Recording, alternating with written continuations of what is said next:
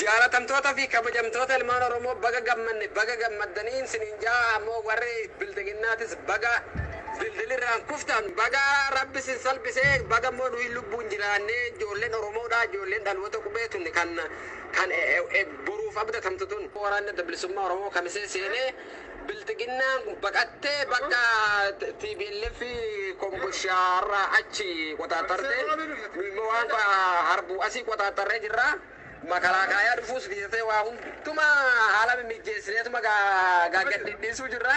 Ijoolleen Oromoo Walloo baay'ee nu boositanii baay'ee galatoomaa isiniin jaa ijoollee Oromoo Walloodha. Goota sanyii warqitu wallaahi baay'ee isiniin boonna. Baga Rabbi nu garsiise silaa dirraashii nu balleessuuf yaadee Rabbiin ammoo isaan balleesse. Shirra nurratti xixamaa ture shirra nurratti Oromoo Walloorratti xixamaa ture namuu biyyattu namuu quba qabdanii waan dhageessanii. Aku mau isaan shirra nurratti xixansan gaa Rabbiin nu dirmatee nu Rabbi gargaarsa qabna Rabbi bira jirra. Dhiiga abbaa keenya dhiiga obboleeyyan keenya kalee nu biraa kufanii san deebisee harka isaatiin Rabbiin nu kaffale. Hordoftoonni bildiginnaa baga Rabbi salphise baga xinnaatanii isiniin barbaada. Wal argaan magaalaa Finfinnee Oromiyaa nuuf haa ta'u inshallah yeroo gabaabduu keessatti. Kamisee jeeti amma humna qeerroo jala jira humna qeerrooti jarri keessummaa keenya ta'ee jira.